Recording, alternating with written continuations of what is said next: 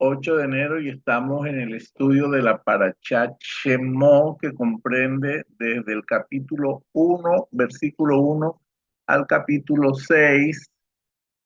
Es la primera porción del libro de Éxodo o Sefer Shemot. Cuando decimos la palabra Shemot hace referencia a los descendientes de Jacob y específicamente a sus nombres, a las 70 almas que entraron a Egipto cuando venían de Canaán.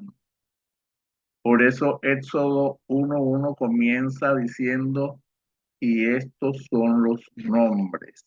Por eso no tiene ninguna relación con Éxodo, con Shemó, pero al traducir la Torá hacia el mundo occidental, pues cambiaron el nombre del libro. Realmente es Shemot, que significa nombres. Una de las cosas más impresionantes de esta parachá o de esta porción bíblica es cuando el Eterno se le revela a Moshe. Dice el Midrash, vamos a parafrasear aquí el Midrash, que cuando Moshe ascendió a la montaña, el ángel lo llamó y le dijo, quítate los zapatos de tus pies porque el lugar sobre el que estás parado es sagrado. Moshe usaba botas altas a la usanza de los pastores para protegerse y asimismo cuando cruzaba baldeando los ríos, después de que se le hubo quitado, estuvo listo para escuchar al Eterno.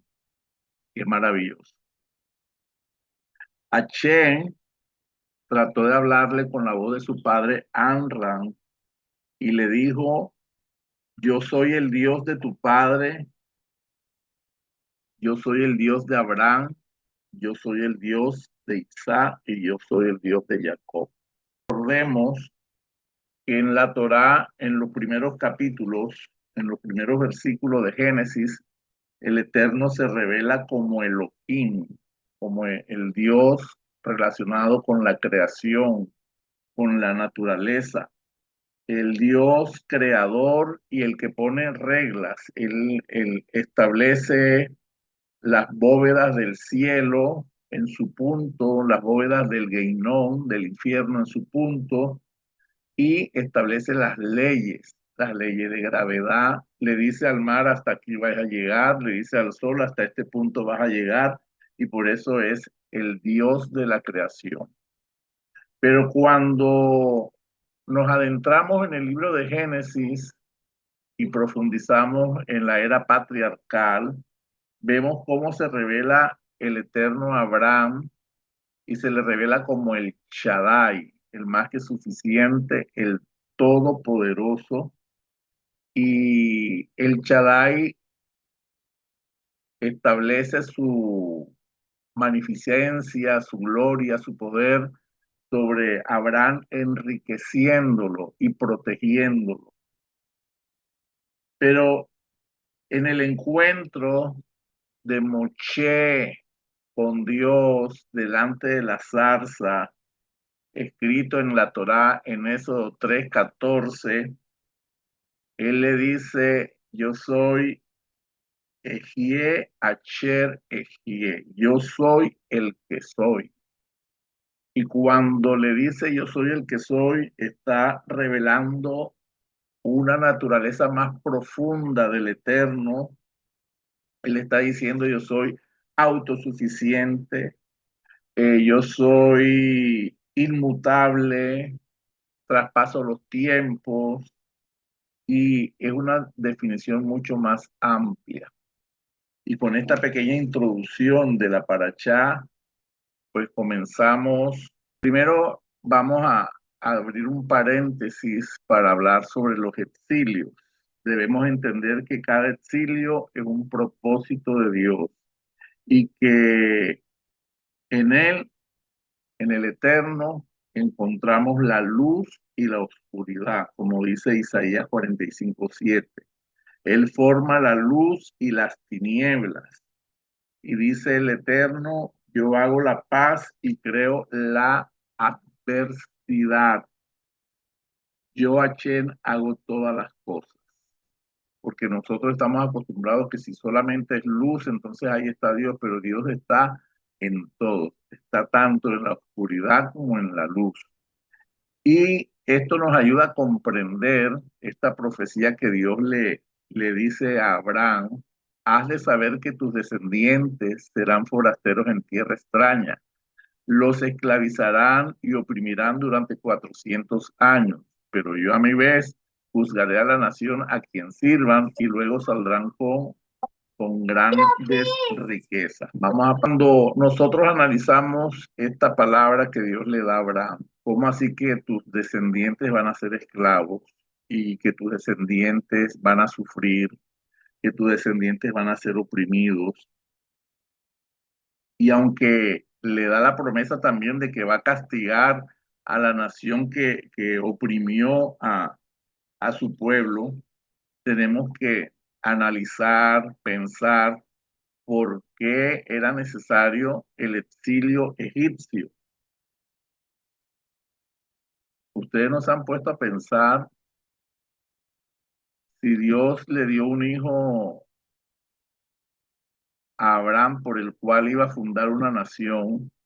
Abraham tiene a Isaac, Isaac tiene a Jacob y los de 70 descendientes de Jacob se multiplicarían en Egipto, pero tenía esta profecía muy fuerte, muy fuerte porque, bueno, vas a tener descendencia, pero van a ser esclavos en Egipto.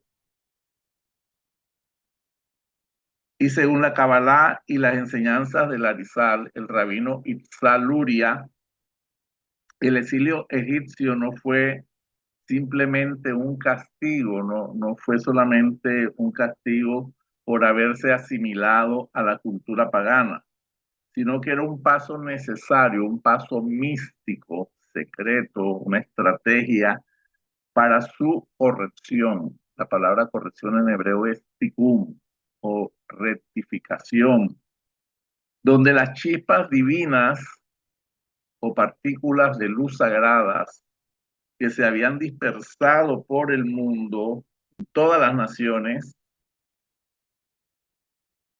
después del Sinsú, cuando la presencia divina retrae su grandiosidad para poder acercarse a nosotros en ese momento y después de la caída de Adán, que fue también desastroso en los mundos espirituales, dicen que con la caída de Adán se destruyeron mundos y mundos.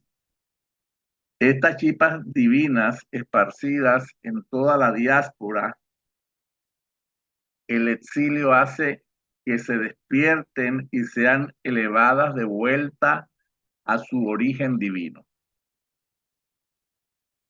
correspondiendo al proceso de redención cósmico o el llamado Tikkun Olam, la corrección del universo.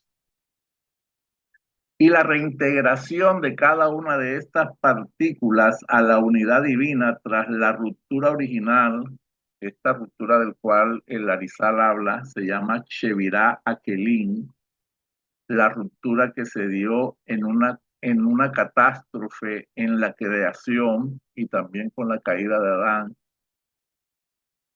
El paso de Israel por Egipto fue con el propósito de romper las clipos y poder recapturar esas chispas de luz en las naciones del mundo. ¿Cómo lo hace Israel y cómo lo hace en este mundo todas las personas que tenemos este conocimiento? Y en este conocimiento que estamos adquiriendo nos damos cuenta que cada cosa que nosotros hacemos, guiados por los sabios de la Torá, cada cosa que nosotros hacemos en nuestro Shabbat, cada cosa que nosotros hacemos al hacer un Birká Amazon, cada cosa que nosotros hacemos en el Abdalá, y cada cosita que parece como meticulosa, pero que en realidad es una estrategia de Dios para poder recuperar las chispas de luz que habían quedado encapsuladas en las clipos, Por ejemplo, nos enseñan los sabios que cada vez que hacemos Birkat Hamazon, el agradecimiento por la comida, se están recuperando las chispas de luz que estaban encapsuladas en los alimentos, no solamente en ese momento, sino todo de manera retroactiva en cada vez que has comido alimentos y esas chispas se recuperan. Entonces, el cumplir las misbot, el estudiar Zohar, el estudiar Torah, para que actúen como catalizador para liberar estas chispas y activar el Tikkun Olam, la reparación del mundo.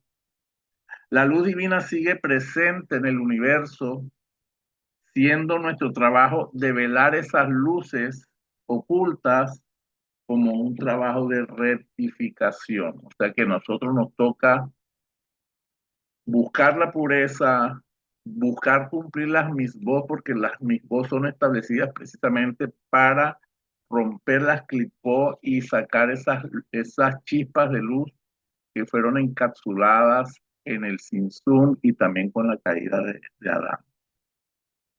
Dice el Zohar que del árbol de la vida salen las 12 tribus de Israel y ellas descendieron a Egipto con la luz que no ilumina, o sea, con la luz de Malhut, y estaban acompañados por huestes y huestes espirituales.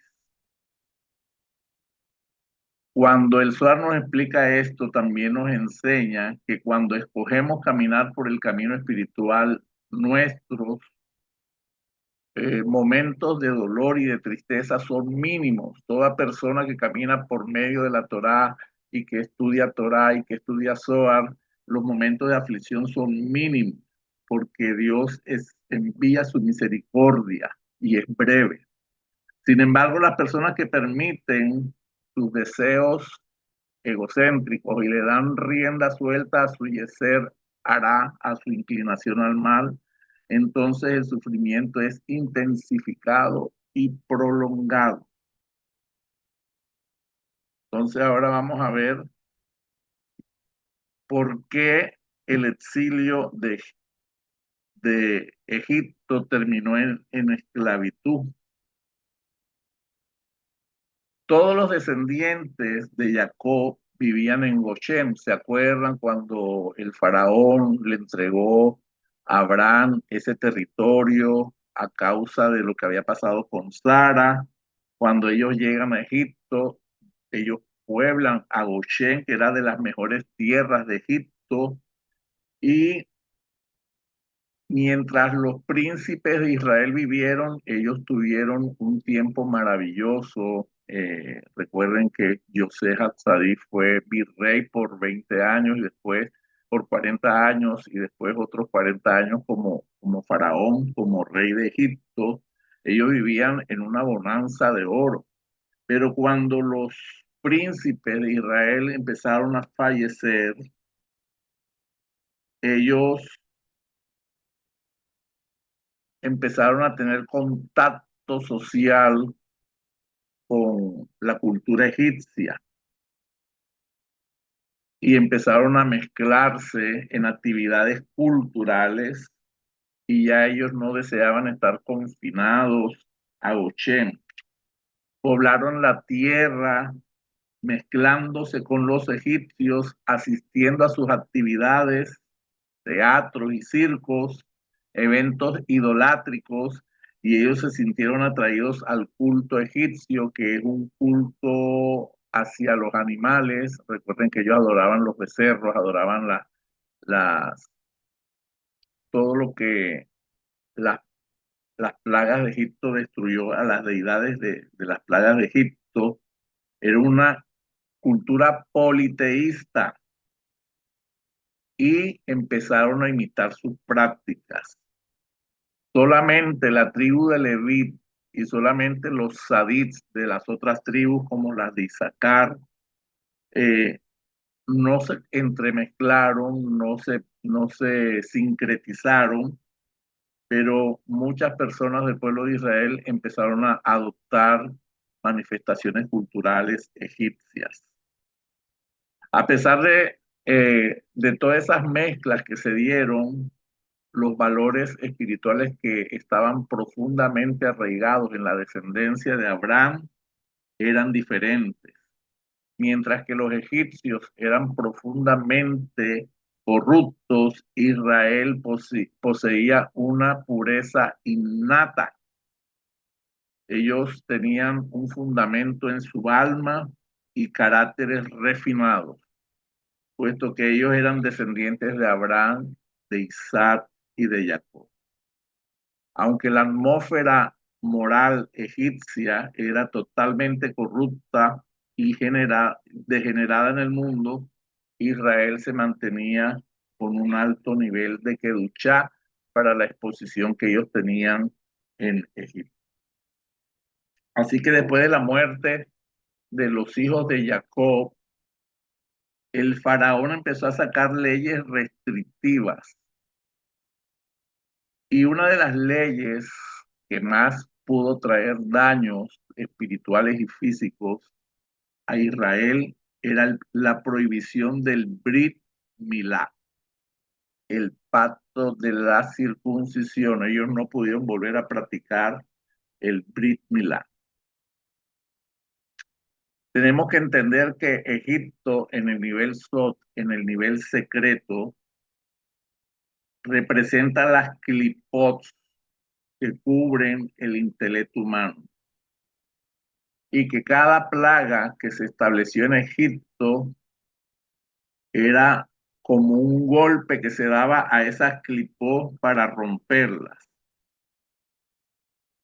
Dicen los sabios de la Torá que cuando se descuida el pacto, el nivel de pureza entre el hombre y la mujer, y cuando se descuida el Brit Milá, se pueden activar demonios que representan males como la peste, la enfermedad, la espada, el sufrimiento, la calamidad, el daño, la angustia, la epidemia, la pobreza, el hambre.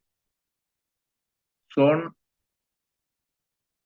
huestes de maldad enviadas por LI. Si no sabe quién es LI, me preguntan en el privado después. Y enviados por Samemen, el ángel de la muerte. Cuando no se cuida la pureza y la santidad sexual, todos estos males son activados. Vemos cómo hoy en día, a causa de la falta de instrucción y por falta de conocimiento, pereció mi pueblo, dice el Eterno. A falta de la conversación de los padres con los hijos y de los hijos con los padres, ya los padres no tienen autoridad para enseñarle leyes de pureza a sus hijos, porque siempre están metidos en los aparatos electrónicos, siempre están bombardeados por los sistemas de comunicación, y se ha normalizado la fornicación, se ha normalizado la pornografía, se ha normalizado el adulterio, se ha normalizado la perversión en todos los sentidos. Y eso que nosotros, cuando nosotros empezamos a caminar a la luz de la Torá y empezamos a caminar por senderos de luz, no alcanzamos a ver todo lo que está pasando en el mundo, pero si tú medio asomas la nariz, es difícil comprender el nivel de perversión y de inmoralidad que se está viviendo en el mundo. Toda persona que no cuida el brit, y estoy hablando no solamente del hombre, sino también de la mujer, puede recibir una de estas pestes porque es consecuencia de la impureza.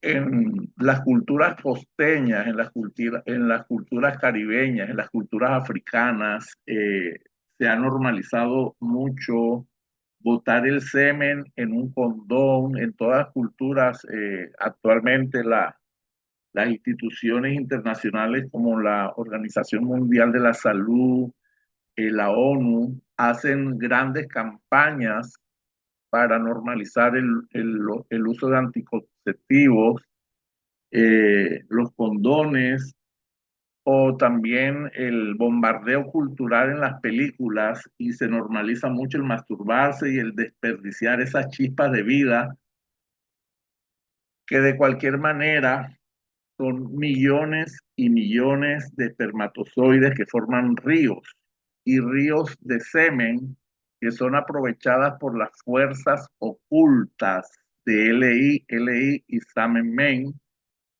para generar seres demoníacos y seres que después atacan a la misma persona que ha botado ese semen y ellas vienen y se roban esa energía vital que hay en cada espermatozoide y crean seres demoníacos y también hay almas que están tan metidas en la impureza y en la depravación que esas almas son atrapadas por la clipa.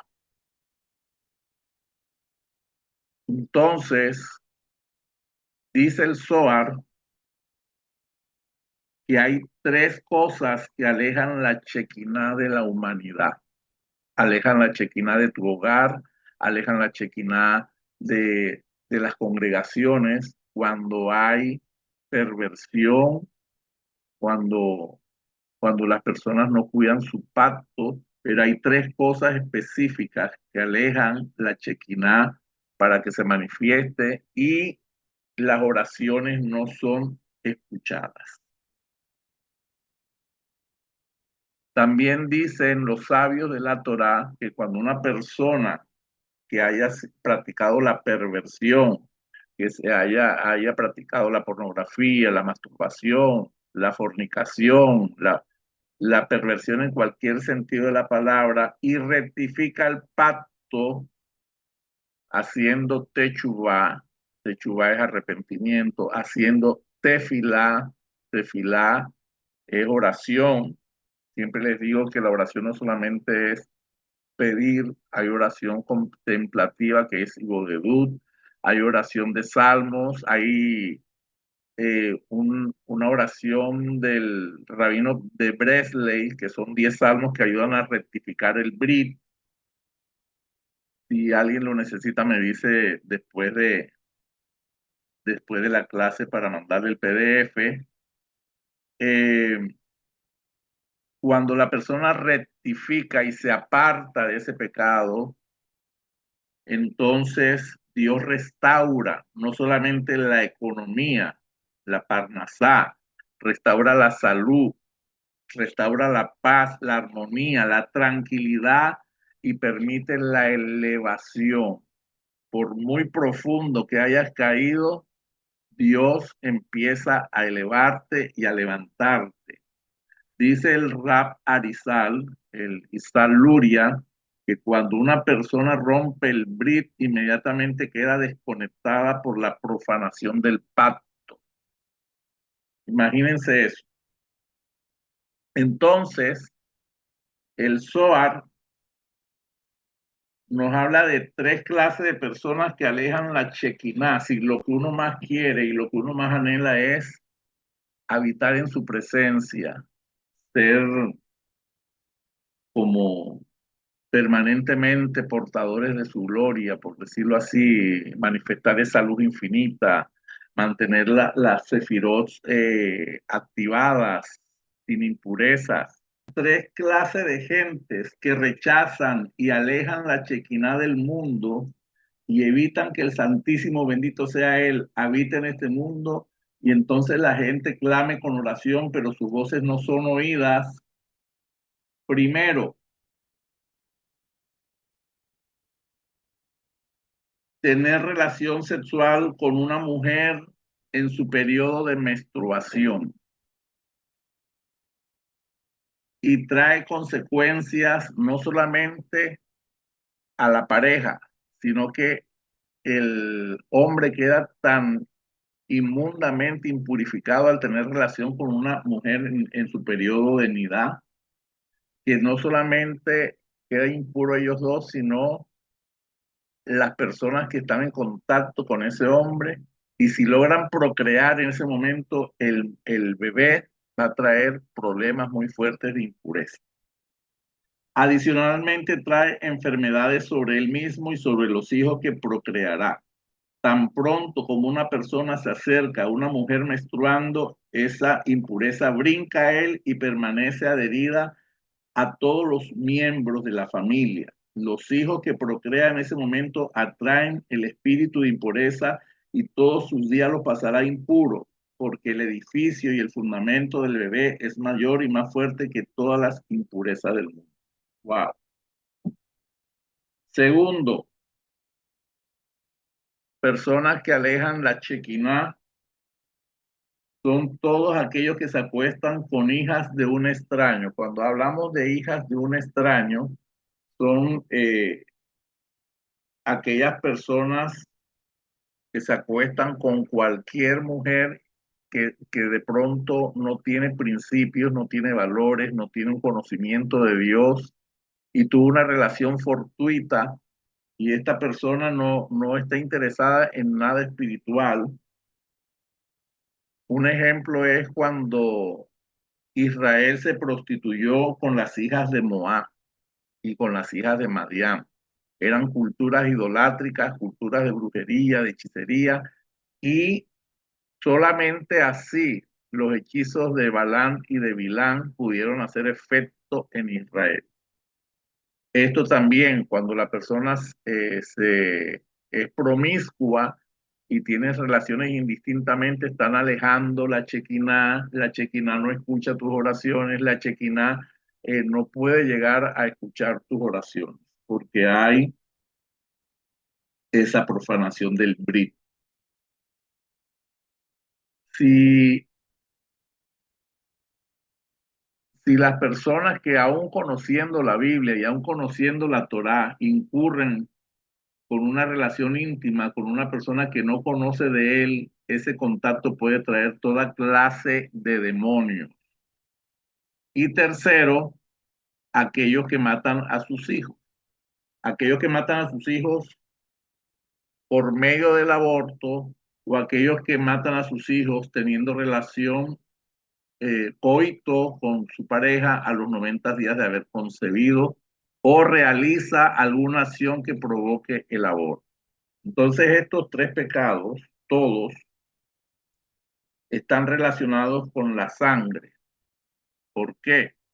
Porque el primero tiene que ver con la mujer en el periodo de menstruación, el segundo tiene que ver con el semen derramado y derramado infructuosamente, y el tercero tiene que ver con el embrión. Hay algo bien bonito que las madres no le enseñan a las hijas, y es el periodo de nidad. El periodo de separación de 12 días, los primeros 5 días, a partir de que aparece el periodo, los judíos, ellos se separan, duermen en camas separadas y está prohibido que el esposo se acerque sexualmente a su esposa. Después de esos primeros 5 días muy fuertes, pasan 7 días y al 12º o 13º día, si ya desaparecieron las manchas, entonces la persona hace mikveh. ¿Qué es mikveh? Un baño ritual para declararle a su esposo que ya está lista otra vez para tener ese encuentro íntimo. Y eso lo que hace es que motiva a las parejas esa ausencia de la mujer sexualmente por 12 días hace que el esposo venga con mayor ánimo, con mayor ganas y con mayor enamoramiento. Tiene su encanto en las leyes de Nidá. También esta enseñanza nos invita a que las madres le enseñen a sus hijas siniú. ¿Qué es siniú? Tener pureza, tener recato, significa tener hábitos discretos. Yo siempre le digo a las personas, todo tiene su tiempo. Hay tiempo de cantar, tiempo de bailar, tiempo de reír, tiempo de gozar, pero también, así como hay tiempo para cada cosa, hay una manera de vestirse para cada evento. Si tú vas para la playa, pues sí, tú vas con tu vestido de baño, vas con tu salida de baño, pero si tú vas para un Shabbat tienes que vestir correctamente porque vas a estar debajo de la Shekinah de Dios. Entonces, las madres tienen que enseñarle a los hijos de hablar de manera moderada, de manera tranquila. Y todo lo que una madre le enseña en secreto a su hija, ella se va a manifestar de manera decorosa en público. Y no es solamente por ley judía o ley de religiosa, sino que debe ser una filosofía de vida. El ser asertivo en nuestra manera de expresarnos públicamente, el ser asertivo en la manera de vestirnos, el ser asertivo en la manera de comunicarnos, va a asegurar el éxito para tus hijos. Así que, ¿cuál fue el mérito de Israel para ser redimido del exilio de Egipto? Primero, que no practicaron el aborto. Segundo, que no se acercaron a las mujeres egipcias, no fornicaron con las mujeres egipcias. Tercero, no se acercaron a su mujer en el periodo de menstruación, de nidad. Y con esto les dejo esta reflexión. Si las personas que han vivido desórdenes sexuales y ahora quieren acercar a la Shekinah, es tiempo de hacer techubá, es tiempo de, de buscar la pureza y si hay algo lindo en el camino del Eterno, es que Él, cuando tú eres sincero, cuando tú haces tefilá, cuando tú haces techubá, Él nos ayuda, Él nos brinda la mano para que nosotros podamos salir de esos lodos cenagosos en los cuales algún día se estuvo.